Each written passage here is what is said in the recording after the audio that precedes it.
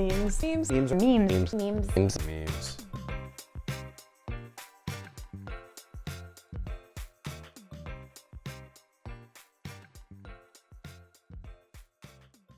At school, I feel very comfortable talking about mental health and talking about it with my friends because on a college campus, there's a ton of open dialogue about mental health. I feel like, especially among our cohort of college students. But when I go home, it's not as open of a conversation, and my parents would regard me as an anxious person, but they wouldn't regard me as someone that has anxiety and struggles with anxiety. For people who go away to college, that's also a significant psychosocial event in somebody's life. There are role changes. People are expected to function more independently, to function more like adults than they did. The social supports that they had being at home, being with family, aren't as available to them. Of course, there are academic pressures.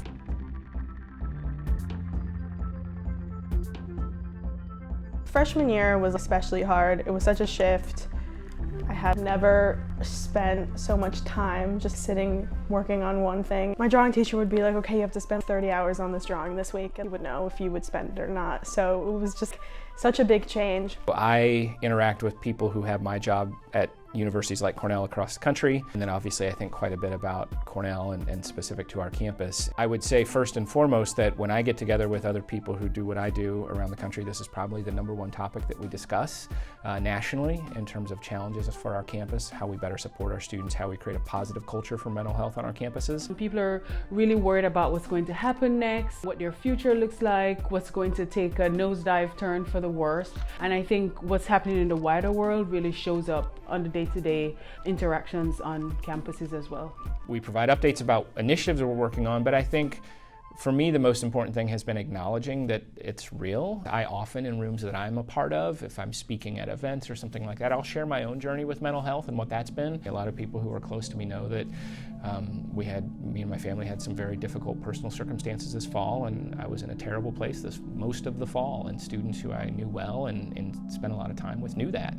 I don't hide it. I'm not shy about saying that. So I try to, in a sense, use my position as a way to show that this affects everybody at different points in your life, and there are ways to manage this and there are ways to deal with it. I just read a study that came out this fall. It was supported by the World Health Organization, and it looked at mental health on 19 college campuses across 8 countries. They found that a third of the individuals that they screened positive for some form of mood disorder, anxiety disorder, or substance use disorder. Comfortable talking about my own mental health some of the time, but not all the time. I think it's easier to talk about it in the context of a joke.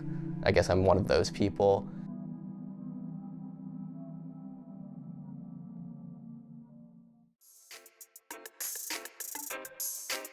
Columbia by Cell Memes was started in late 2016 by a group of my friends, me, Christina Hill, Lauren Beltrone, and Chris Beltrone. It really took off very fast. We had 1,000 people join within the first 3 days, and then after that, over 5,000 people in 2 weeks. And now it has over 46,000 members. The university tried to tell us how to improve our mental health by giving out a schedule of how we should spend every hour of our day. That was one of the biggest memes that blew up. Having these Facebook groups and being able to post memes and express yourself in a really cool way about mental health is honestly a very welcoming space. For me, I would say it's one of the first spaces online that I really could feel connected to in that regard. Probably freshman year of college, I started using social media to find memes and find online communities of people. One of the first memes that was on the internet was on Reddit, and it was in the 90s. It was a screenshot from this Japanese video game that was translated into English, but the translation was wrong, so everyone thought it was hilarious. I would say that I'm very addicted to social media. Maybe 80% of the people I'm friends with on Facebook are not my friends in real life. It's crazy that our lives are on just this constant scroll. I wonder how many miles I've swiped with my thumbs. If mental illness becomes part of someone's identity and part of someone's brand online, is there some incentive to staying unwell?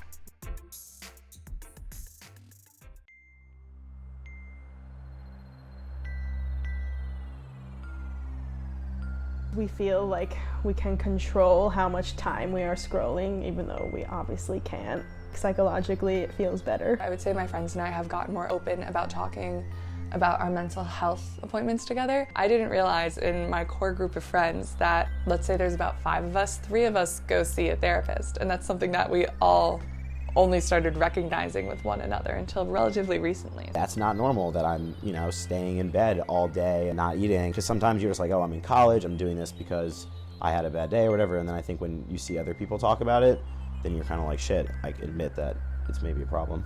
Using terms like anxiety, depression, or I'm gonna kill, either fill in the blank, I'm gonna kill myself, I'm gonna kill someone. In some ways, it's part of our colloquial speech.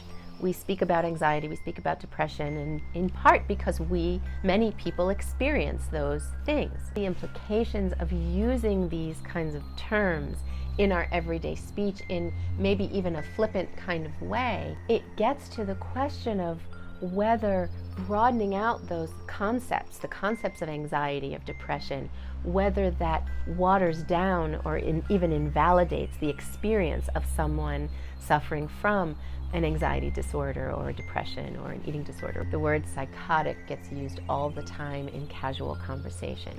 Well, psychosis means a very specific thing.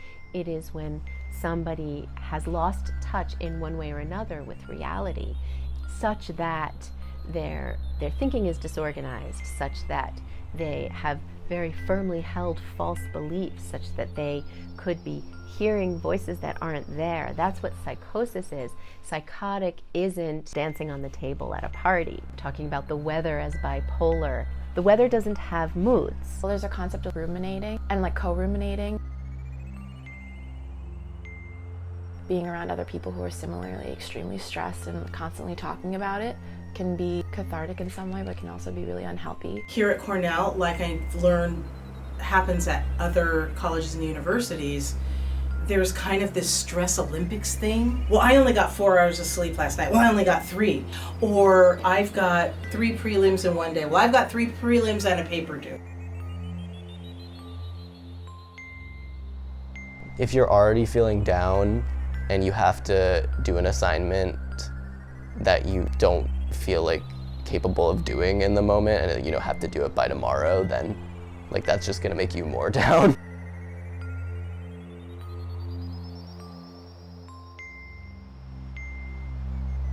We have a really big team of therapists on campus, a head count of about 43 therapists, and we have psychiatrists, additional psychiatry staff, which I think we have about 4.5 psychiatrists. But they are busy. They are busy a lot. I hear from students that it's hard to get an appointment.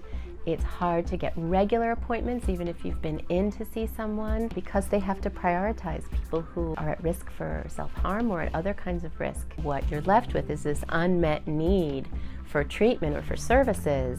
So students are either left to suffer or to find other ways, potentially unhealthy ways, of trying to make themselves feel better. There are people who culturally it's taboo in their family to talk about personal challenges outside, because that might be a betrayal to their culture, that might be a betrayal to strong family ties. The ability to tag people in posts is a really cool way to nod at not necessarily an inside joke, but something that you and another person have related to in the past. There's always that fear that people are going to be like, oh, dude, you're just being soft. Stop being like a bitch and just do whatever. That's just like a maturity thing. And as I've gotten older, I've noticed my friends have just not really been like that anymore. There was somebody who was from a previous generation who called me one day, Andrew, there's something I need to tell you. And I was like, okay.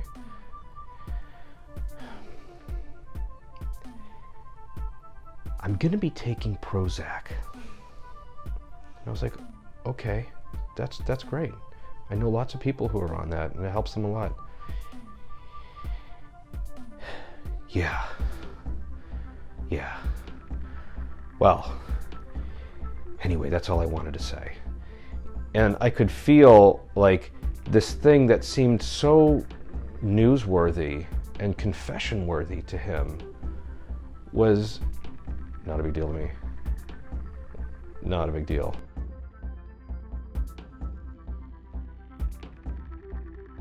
Last semester, especially, talking about things that I was going through made it a lot easier. Writing poetry, finding other people speaking about these things definitely made it easier for me. A really big outlet for me is going to the gym and exercising and just physically exerting myself has done wonders to calm my mind. My mom is a psychiatrist, and she's really good at calming me down when I get very in my head. I also journal, and I try and make time for myself.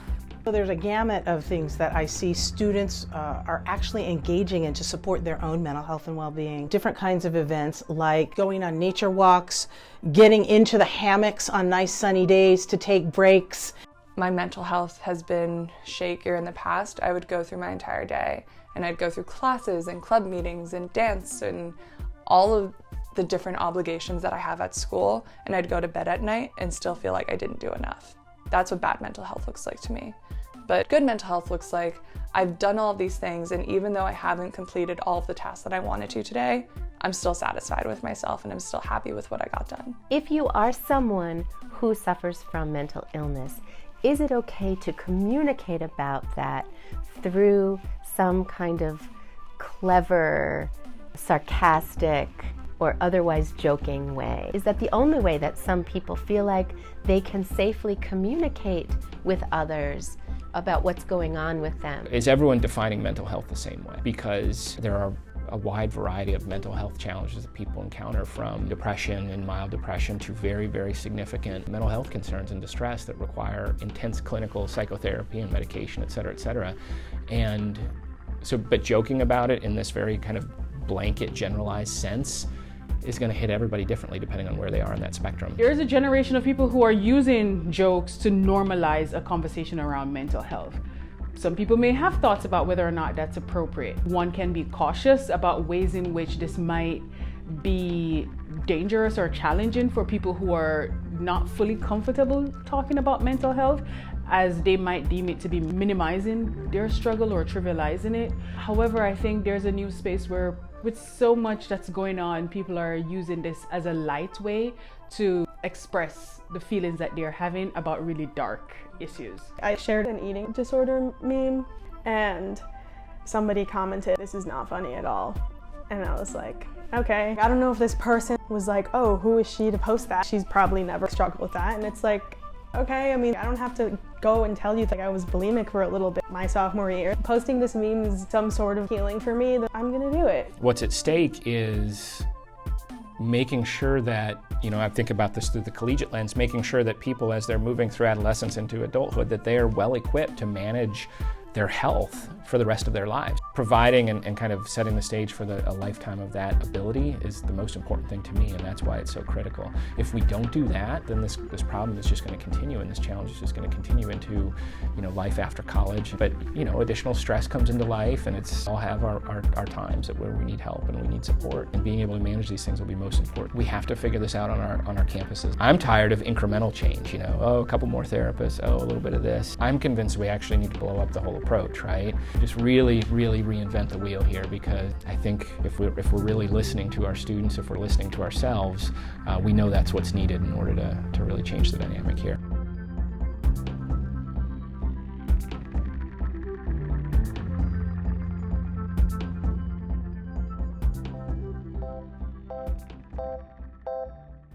I don't know, Mom. That's right. You don't know. Maybe you would understand better if... Say, I've got an idea.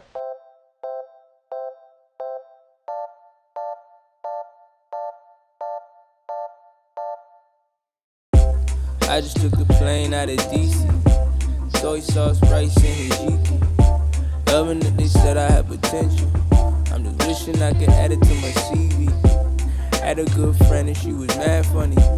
Now she telling jokes on the TV. She believed it when we said she should be big soon.